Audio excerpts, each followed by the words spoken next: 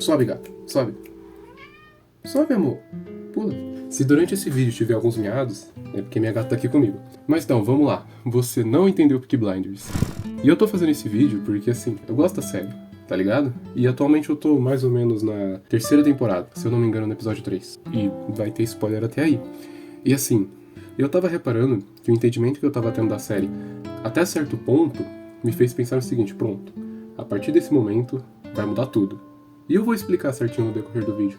Mas eu vi que a interpretação que muita gente tem é diferente. É muito aquela interpretação romantizada, principalmente do Thomas Shelby, das atitudes dele, da maneira que ele se comporta e dessa coisa de ser frio calculista, de estar sozinho no lobo solitário. E é muito interessante como as coisas, quando se difundem muito, elas acabam sendo desvirtuadas pela maioria das pessoas que consomem, tá ligado? Não todas, mas grande parte. Tô ressaltando isso porque não digo uma maioria como, por exemplo, 90% de quem assiste, mas é uma maioria que é muito barulhento e consegue ficar em evidência, sabe? Como, por exemplo, aquelas frases de motivação, tá ligado? Muitas carregam um significado real. O intuito que isso tinha quando foi iniciado era de realmente carregar mensagem, tá ligado? Claro, com um pouco de romantização e entretenimento, como tem em todas as obras que a gente consome, mas foi se deturpando, onde chegou um ponto que o da hora era você compartilhar mensagem por compartilhar mensagem para as pessoas achar que você pensa assim, mas não por você querer passar aquela mensagem para frente. E com Peaky Blinders eu vejo isso, como por exemplo, isso de frio e calculista, sabe? Pelo menos até onde eu assisti da série, eu não me recordo de ter visto essa frase ter sido citada, e ainda que por algumas pessoas ela seja usada como meme, por outras não é, sabe? É visto de uma maneira séria, sendo que assim, mano, Thomas Shelby não é frio e calculista. Tipo assim, ele é, em muitos momentos, mas não da maneira como as pessoas falam, como se fosse algo absoluto. No primeiro episódio mesmo, mano, ele tá passando a lambida nos caras, mano, porque os caras falou da mãe dele, tá ligado? Chamou de cigano, esse tipo de coisa e tal. E eu acho interessante, como é gravada a cena nesse momento, que não evidencia essa cena como se fosse um momento foda, onde ele tá batendo em alguém, tá ligado?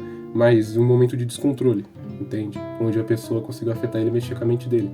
E durante o decorrer da série, até o ponto onde eu assisti, eu via que, tipo assim, ele é um homem frio e calculista porque ele é insensível, tá ligado? Mas a série não trata isso da maneira romantizada como, sei lá, Crepúsculo trata o Edward, tá ligado? Trata da maneira real, porque é um homem que foi pra guerra, tá ligado? Tá com a mente traumatizado.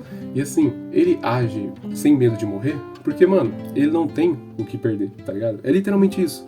Tipo, beleza, ele tem a família dele, só que a família dele é todo mundo, tipo, pessoa braba, tá ligado? É o John, é o Arthur, é a Polly, tá ligado? É tudo pessoa bruta, mano. É tudo pessoa que se garante. E ele sabe que essa pessoa se garante. Tanto que até quando elas começam a fraquejar ou fazer alguma coisa de errado, ele mete o louco, tá ligado? Chega lá e fala, vira homem, porra. Porque, mano, foram pra guerra. Tem uma visão de mundo diferente, sabe?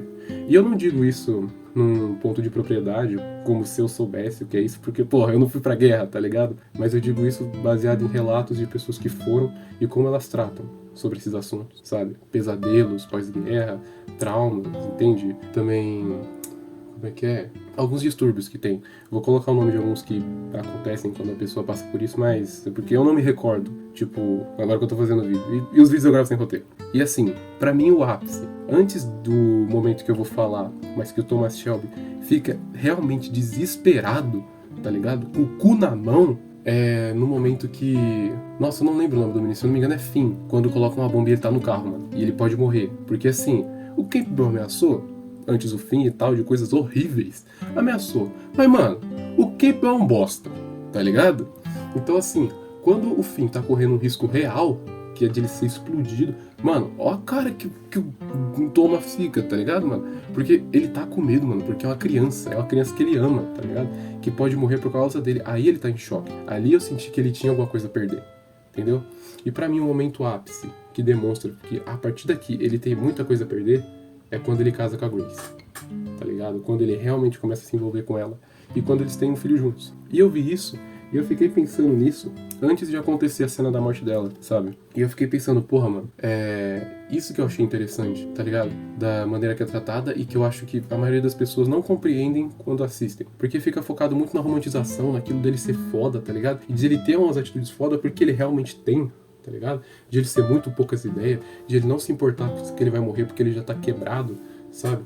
Mas, mano, a partir do momento que ele se permitiu sentir de novo, eu acho que foi esse o ponto que a história meio que... Não que seja sobre isso, tá ligado? Mas foi esse o ponto em que a história voltou a ter significado e voltou a ter luz na vida dele, sabe? Porque, mano, ser humano se baseia nisso, que é você ter relações com outras pessoas, sabe? E do jeito que ele tava, mano, depois da guerra, como eu tinha dito antes, mano, ele ia ter relação com quem? Tá ligado? Quem é que ia puxar um papo com ele, quem ia interessar ele? Quem é que ia tirar alguma coisa do interior dele? Quem é que ia valer a pena pra ele depois de tudo que ele já passou? Basicamente ninguém. A única pessoa que conseguiu isso foi a Grace, de uma maneira espontânea e demorada. Tanto que no decorrer da série é muito evidente que ele quer estar com ela, mas ele não acredita que possa dar certo qualquer coisa, tanto que ele nem se esforça, tá ligado? Ela chega a casar com outro. Então assim, mano, eu acho isso muito interessante, mas também muito triste a partir do momento que ela morre. Porque, nossa, mano, se o bicho já tava no fundo do poço antes, agora ele foi mais longe ainda. Eu fico pensando muito em como vai ser a história, no sentido que ele ainda tem o filho dele. Que é a coisa mais, assim, absurda que ele tem, que ele não pode perder. Porque, beleza, ele perdeu a Grace, que já foi muito grande, tá ligado? Então agora isso, mano, é muito absurdo.